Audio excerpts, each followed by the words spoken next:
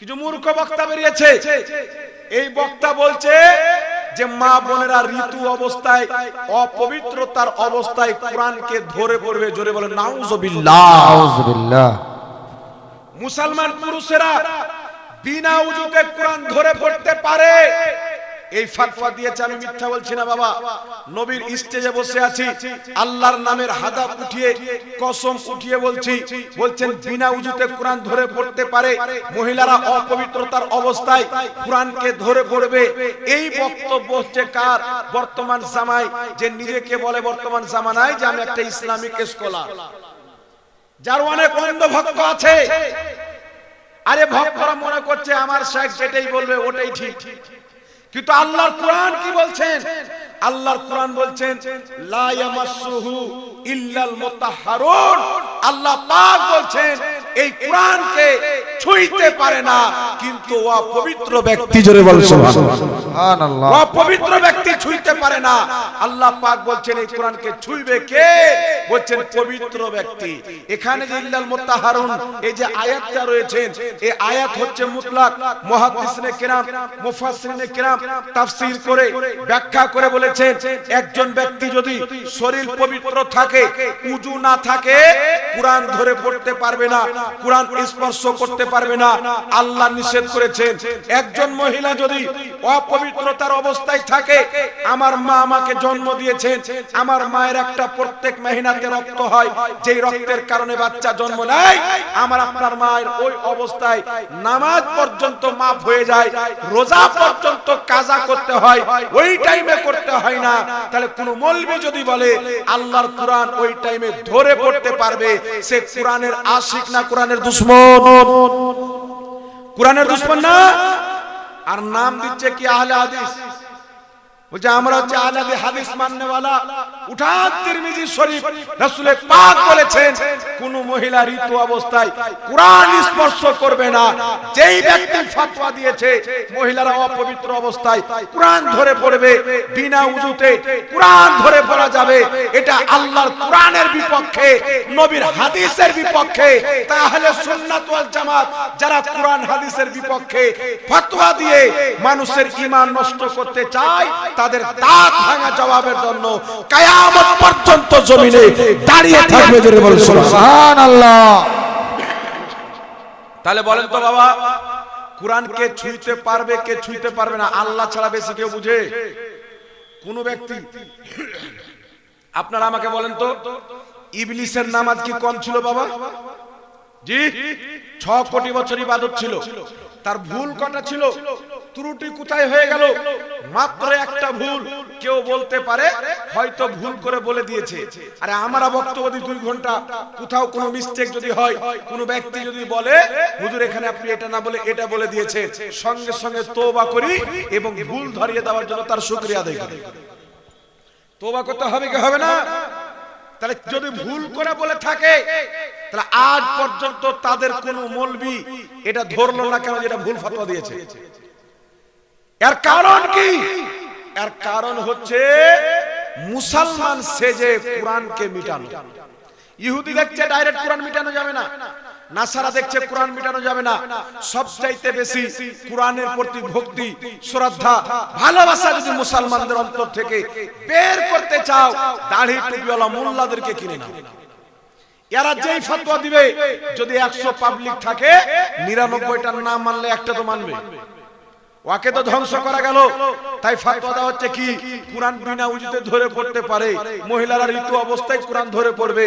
আয় ব্রাদার ইসলাম শুনেন, আমার মা বোনদেরকে বলবো, আপনারা কোনো দিন বিনা উযুতে অপবিত্রতার অবস্থায় নারী হোক আর পুরুষ হোক আল্লাহর কালামে হাত লাগাবেন না। ওটা হচ্ছে আল্লাহর কালাম, মোল্লার বাপের না।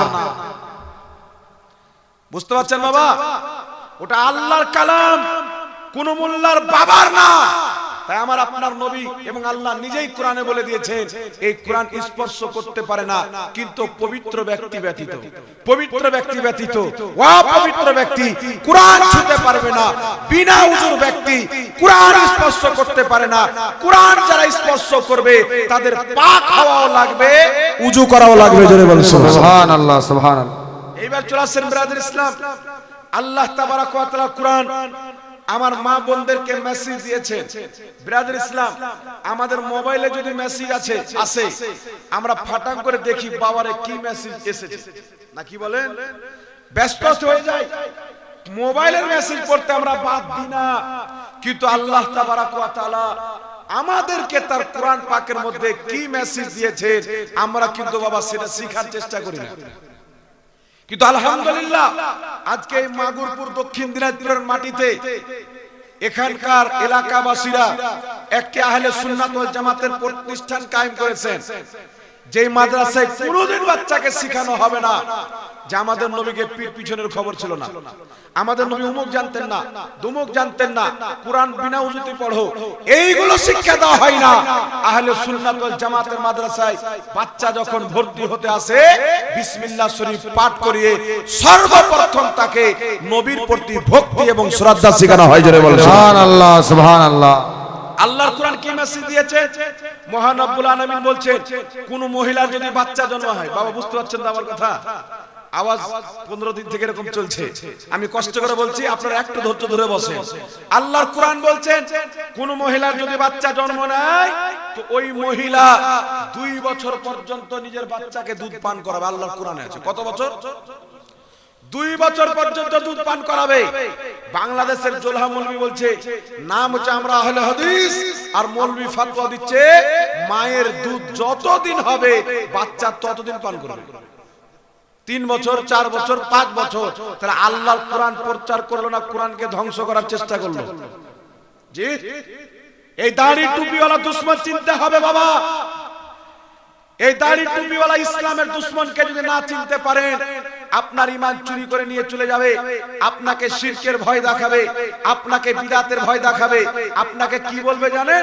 নবীকে দাঁড়িয়ে সালাম দিচ্ছ, বিদআত, বিদআত করলি জাহান্নামে যাবে। নবীর নাম চুমুন দিচ্ছ, শিরক, শিরক করলি জাহান্নামে যাবে।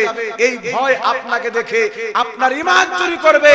কিন্তু আপনার ঈমান যদি মজবুত হয়, আপনি বলবেন, শুনো, আমি তোমার মতন মৌলবীর কলমা পড়িনি, আমি মুহাম্মদ রাসূলুল্লাহর কলমা পাঠ করেছি, আমি নবীর জন্য দাঁড়াইতেও পারি, নবীর জন্য বসতেও পারি, পরিজন যদি পড়ে নবী মুস্তাফার জন্য নিজের গর্দান দিতে পারি। সুবহানাল্লাহ, নারে তাকবীর, নারে রিসালাত, নারে রিসালাত, মাসলাকে আলা হযরত উলামায়ে আহলে সুন্নাত, নারে তাকবীর, নারে রিসালাত। একটা কথা মনে রাখবেন, মুহাব্বতে রাসূল যদি কাউরির কাছে দেখতে চান, আল্লাহর কসম খেয়ে বলি, নবী পাক বলেছেন 72 73 ফিরকা হবে, 72টি জাহান্নামে, একটি জান্নাতে যাবে।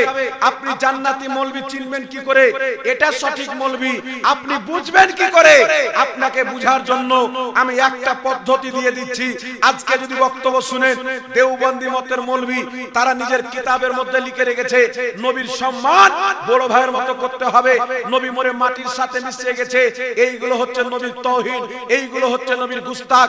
আজকে যদি আহলে হাদিস মৌলবীদের বক্তব্য আপনি শুনেন, তারা বলছে, শুনো, কিয়ামতের ময়দানে নবী নিজেই ফেল করে তাকিয়ে থাকবে, নবীর নেকির পাল্লা ভারী হচ্ছে না গুনার পাল্লা ভারী হচ্ছে, নবীর মুখ দিয়ে দুর্গন্ধ বের হতো, নবী নিজের মেয়ে ফাতেমাকে বাঁচাতে পারে না, নবীর পিতামাতা জাহান্নামে যাবে। এই ধরনের বক্তব্য দেনেওয়ালা মৌলবী কোনোদিন নবীওয়ালা হতে পারে না, নবীর পক্ষের লোক হতে পারে না। সাহাবায়ে কেরামকে পড়তে হবে। আল্লাহর নবীর সাহাবী যখন নবীর দরবারে আসতেন, বলতেন, ফিদাকা আবি ওয়া আনতা উম্মি ইয়া রাসূলুল্লাহ, ইয়া রাসূলুল্লাহ, আপনার প্রতি আমাদের পিতাও কুরবান, আমাদের মাতাও কুরবান। ধরে বলেন সুবহানাল্লাহ। সাহাবায়ে কেরাম রাসূল পাককে বলতেন, আমাদের মা বাপ আপনার কদমে কুরবান। ব্রাদার ইসলাম, বক্তব্য আপনি বুঝতে পারবেন। আচ্ছা বলেন তো, আমাদের নবীর কি গুনাহ আছে বাবা? জি, আমাদের নবী, সহিহ হাদিস মাননেওয়ালাদের বক্তব্য দেখেন, আমাদের নবী কিয়ামতে ফেল করে তাকিয়ে থাকবে, আমার নেকির পাল্লা ভারী হচ্ছে না গুনার পাল্লা ভারী হচ্ছে। আমি ওই মৌলবীকে ওর মাননেওয়ালাকে কিয়ামত পর্যন্ত চ্যালেঞ্জ করলাম, একটা হাদিস দেখাও আমার নবী চেয়ে থাকবে ফেল করে।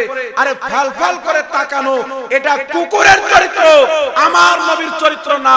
আমার নবীর চরিত্র হচ্ছে মাযাগাল বাশারু ওয়া মা তাগা। আল্লাহ বলছেন, আমার নবী আমাকে দেখলেন, চোখের পলক বন্ধ করেনি। সুবহানাল্লাহ, সুবহানাল্লাহ। আর নবীর ব্যাপারে কোন শব্দ ব্যবহার করছে? নিজের গুনার পাল্লা বাড়ির জন্য নেকির পাল্লা। কেউ যদি বলে নবীর গুনাহ আছে ঈমান থাকবে, আল আম্বিয়া ও মাসুমুন, প্রত্যেক নবী হচ্ছে মাসুম। কিয়ামত দিবসে নবী পাক বড় বড় পাপীদেরকে শাফাত করে জান্নাতে নিয়ে যাবে। ইবনে মাজাহ শরীফ হাদিসটি সহিহ। নবী পাক বলছেন শাফাআতি লাহলিল কাবাইর মিন উম্মতি, কিয়ামতের ময়দানে আমার শাফাত হলো আমার উম্মতের বড় বড় পাপীদের জন্য। বল সুবহানাল্লাহ। আপনি নামাজ পড়ছেন, আপনার আকীদা নবীর পিতামাতা জাহান্নামী। আপনি নামাজ পড়ছেন, আপনার আকীদা নবী কিয়ামতে নিজের মেয়েকে বাঁচাতে পারে না। আপনি নামাজ পড়ছেন, আপনার আকীদা নবী পাকের গুনাহ আছে।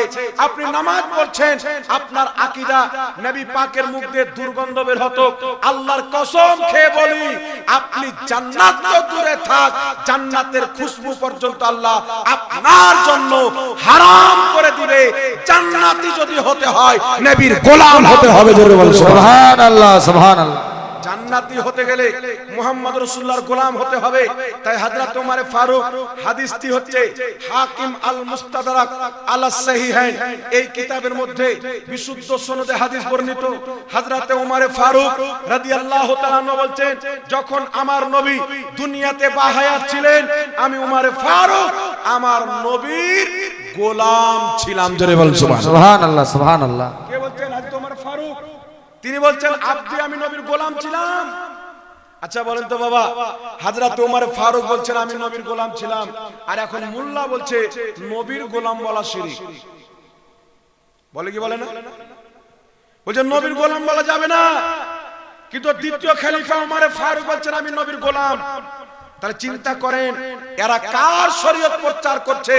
ইসরায়েলের টাকা পকেটে, আমেরিকার টাকা পকেটে তাদের যা ফতোয়া আছে দিয়ে দেয়। একজন ব্যক্তি মুসলমান হতে পারে না যতক্ষণ পর্যন্ত মুহাম্মদ রাসূলুল্লাহর গোলাম হবে না। জোরে বলুন সুবহানাল্লাহ, সুবহানাল্লাহ। এবার চলে আসেন বিরাদর ইসলাম, একটু লক্ষ্য করে শুনবেন বাবা। আপনার আমার মধ্যে আমরা হচ্ছে নবী প্রেমী ব্যক্তি না, কি বলেন?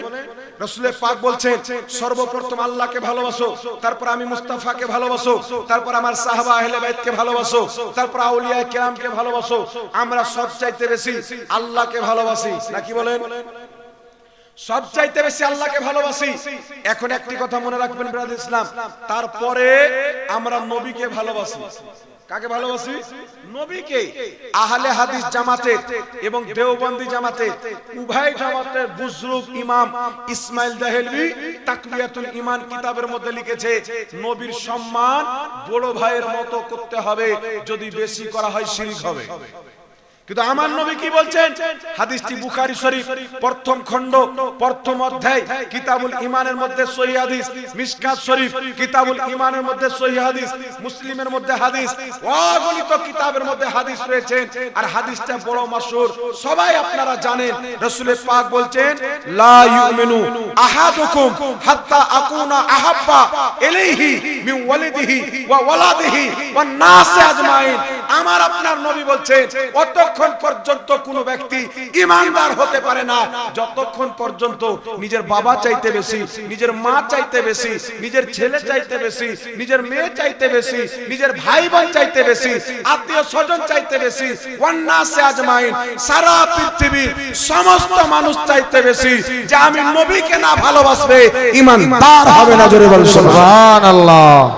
কোন ব্যক্তি যদি বলে নবীর সম্মানে এতটুকু করতে হবে, সীমাবদ্ধ যদি করে দেয়, ওই ব্যক্তির ঈমান থাকতে পারে না। ওই ব্যক্তি হচ্ছে গুমরা, ওই ব্যক্তি হচ্ছে 72 কাতারের মধ্যে একটি জাহান্নামী দল। নবী পাককে মহব্বত করতে হবে আদম নবীর চাইতে বেশি, নূহ নবীর চাইতে বেশি, মুসা নবীর চাইতে বেশি, প্রত্যেক নবীর চাইতে বেশি, প্রত্যেক সাহাবার চাইতে বেশি, জন্মদাতা পিতার চাইতে বেশি, জন্মধারিণী মায়ের চাইতে বেশি, সন্তান সন্ততির চাইতে বেশি, ধনভাণ্ডারের চাইতে বেশি। এক কথা, আল্লাহর সৃষ্টিতে সব চাইতে বেশি মুহাম্মদ রাসূলুল্লাহকে ভালোবাসতে হবে। সুবহানাল্লাহ, সুবহানাল্লাহ। আর একটু জোরে হবে না সুবহানাল্লাহ? এইবার চলে আসেন বিরাদর ইসলাম, নবীর ভালোবাসা কাকে বলে? এই জিনিসটা কিন্তু আমরা বুঝতে পারি না। এই জিনিসটা যদি না বুঝেন, আপনার ঈমান কচুর পাতার পানির মতো। কবে কে নিয়ে উড়ে যাবে, একটু বাতাস আসলে আপনি ঈমান টিকাতে পারবেন না। মহব্বত কাকে বলে? আমি যদি জাহাঙ্গীর মৌলভীকে ভালোবাসি, জাহাঙ্গীর মৌলভীকে যে ভালোবাসে তাকেও ভালোবাসবো। জাহাঙ্গীর মৌলভীকে কেউ যদি গালি দেয় তাকে ঘৃণা করব, নাকি বলেন? ভালোবাসার এটা নিয়ম। আপনি যদি কোনো ব্যক্তিকে ভালোবাসেন, উদাহরণ আপনি আপনার বাবাকে ভালোবাসেন কিনা? বাবা সবাই ভালোবাসেন, সবাই নিজের বাবা মাকে ভালোবাসেন। আমি যদি আপনার বাপকে ভালোবাসি, আপনার বাবাকে মহব্বত করি, আপনি কিন্তু আমাকেও ভালোবাসবেন, কারণ আপনি বলুন যে আমার বাবাকে লোকটা ভালোবাসে। আর আমি যদি আপনার বাবাকে গালি দিই, আপনার বাবার অপমান করি, তাহলে আপনি কিন্তু আমাকে ঘৃণা করবেন, প্রয়োজন পড়লে হাসুয়া নিয়ে বেরিয়ে যাবে। আমার বাপের ব্যাপারে বলেছে মার শালাকে, ধর শালাকে, নাকি বলে? জি, এটা একটা মহব্বতের তাকাজা। তাহলে কোন ব্যক্তি যদি রাসূলুল্লাহ সাল্লাল্লাহু আলাইহি ওয়াসাল্লামকে মহব্বত করে, আপনি তাকে মহব্বত করবেন। আর কোন ব্যক্তি যদি আপনার নবীর ব্যাপারে খারাপ মন্তব্য করে, আরে নবীগণ তো নিজেই টেনশনে থাকবে, তো আমাদের কি করবে? আচ্ছা বেটা, মইরা দেখো, মইরা দেখো, কিয়ামতের ময়দানে নবী ছাড়া কোনো গতি নাই। এখন বলছেন নবীরা তো নিজের টেনশনে থাকবে, আর বাঁচাই তোর নামাজ বাঁচাবে। বাঁচা তোর নামাজের দাম কি রে? একটা ঘটনা শুনেন, একজন ব্যক্তিকে আল্লাহ জান্নাত দিয়েছেন। ওই ব্যক্তির কাছে 500 বছরের নামাজ আছে। কত বছরের? 500 বছরের নামাজ। 500 বছরের নামাজই কবুল। নামাজের মধ্যে নিয়তে কোনো খোট নাই, কোনো আপনার রিয়াকারি নাই, একমাত্র খালিস আল্লাহর জন্য নামাজ পড়েছেন। মহান রব্বুল আলামিন বলছেন এই লোককে জান্নাত দিয়ে দাও। লোকটা খুব আনন্দ করতে আছে, হাসতে আছে, আর বলছে আল্লাহ আমি যে 500 বছর নামাজ পড়েছি, তুমি তার বদলাতে আমাকে জান্নাত দিয়েছো না? আমার নামাজ আজকে আমাকে জান্নাতে নিয়ে যাচ্ছে। আল্লাহ পাক বলেন আর মুখটা জাহান্নামে দিয়ে ঘোরাও, আগে জাহান্নামে নিয়ে যাও। ফেরেশতারা টানতে টানতে জাহান্নাম নিয়ে যাচ্ছে। ওই ব্যক্তি যখন জাহান্নামের দিকে যাচ্ছে, তো জাহান্নাম থেকে কত হাজারো কিলোমিটার দূরে আছে আল্লাহু আলাম। আর এত তাপে পিপাসিত হয়েছে, আল্লাহ সামনে একটা পানির পিয়ালা করে দিয়েছে। বলছে আল্লাহ এই পানি আমাকে দাও। আল্লাহ বলছে বান্দা তোমাকে পানি দেবো, বদলাতে কি দিবে?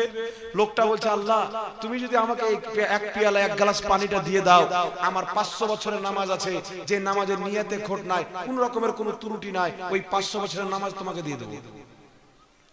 জান বাঁচে তো হাজার পায়, নাকি বলে? আল্লাহ পাক তাকে পানি দিয়ে দিল।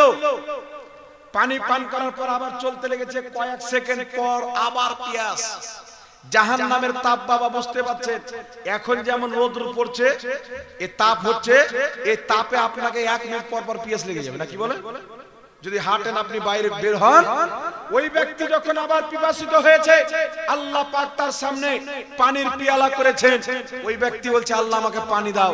আল্লাহ বলছে বান্দা তোমাকে তো পানি দিলাম, 500 বছরের নামাজ ছিল দিয়ে দিলে, এখন আমি তোমাকে পানি দেবো, তার বদলা কি দিবে? আর তোমাকে চোখ দিয়েছি আর বদলা কই? কান দিয়েছি আর বদলা কই? নাক দিয়েছি আর বদলা কই? হাত দিয়েছি আর বদলা কই? জীবন দিয়েছি আর বদলা কই? ওই ব্যক্তি সেজদায় পড়ে কান্না করতে লেগেছে, বলছেন আল্লাহ আমার 500 বছর নামাজের কোনো হাইসিয়ত নাই, আমার নামাজ আমাকে জান্নাত দেয় না, তোমার রহমতে যদি আমাকে জান্নাত দাও তবেই পাবো। জোরে বলুন সুবহানাল্লাহ, সুবহানাল্লাহ। আর মোল্লা মানুষকে কি শিখাচ্ছে? হ্যাঁ নবীগণ নিজের টেনশনে থাকবে, তো আমরা কে বাঁচাবে?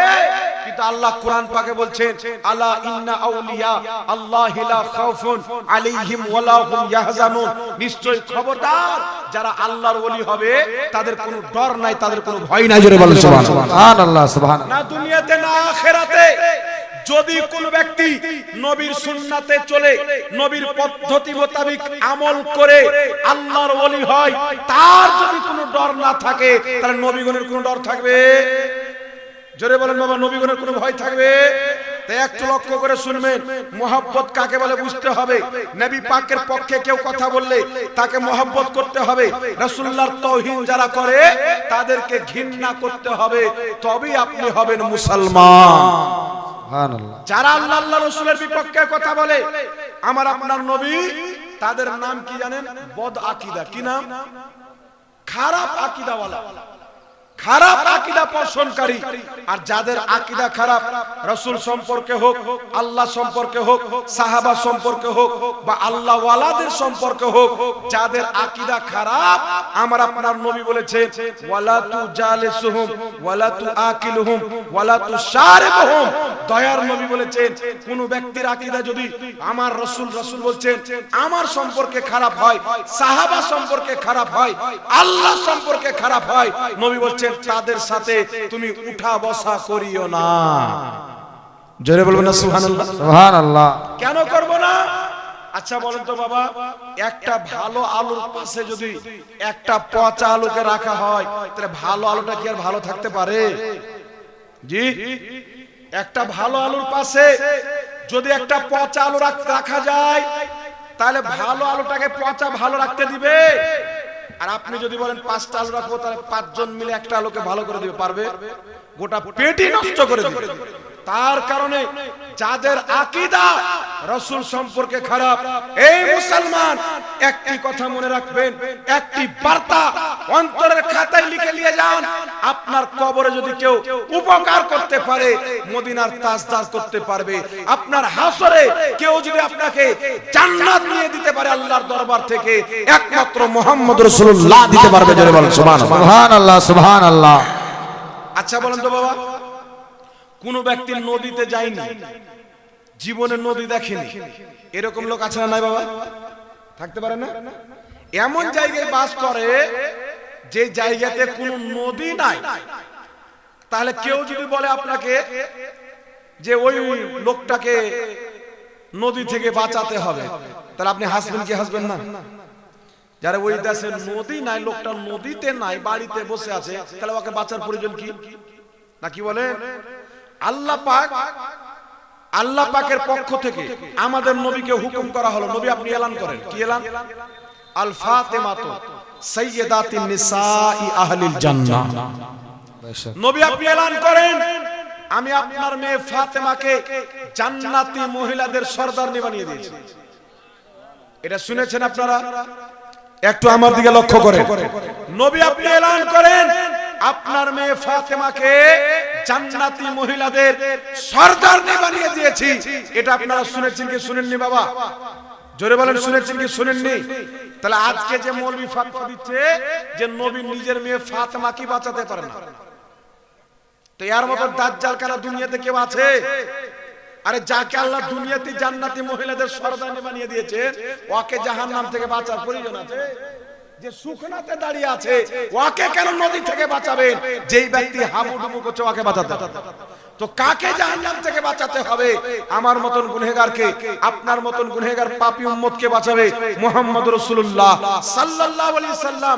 তাই বুখারীর হাদিস, নবী পাক বলেছেন তোমার অন্তরে যদি রাই পরিমাণে ঈমান থাকে বা রায়ের দানার চাইতে কম ঈমান যদি থাকে, আমি নবী জাহান্নাম থেকে বের করে জান্নাতে নিয়ে যাব। বলেন সুবহানাল্লাহ।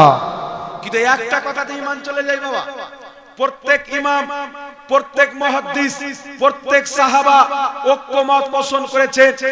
একমত মতটি কি বলছেন? নবী পাকের শান তো অনেক বড়। কোন ব্যক্তি যদি রাসূলুল্লাহ সাল্লাল্লাহু আলাইহি সাল্লামের জুতা মুবারককে সাধারণ জুতা মনে করে, চুল পরিমাণে তিনার শানে কটূক্তি করে, উম্মতের সবাই বলছেন ওই ব্যক্তি আর মুসলমান থাকে না, রায়ের দানা পরিমাণ ঈমান থাকে না। কারণ ঈমান হচ্ছে আল্লাহ আল্লাহর রাসূলের আদব, আল্লাহ আল্লাহর রাসূলের মহব্বতের নাম। জোরে বলতে হবে সুবহানাল্লাহ, সুবহানাল্লাহ। এখন চলে আসেন ব্রাদার ইসলাম।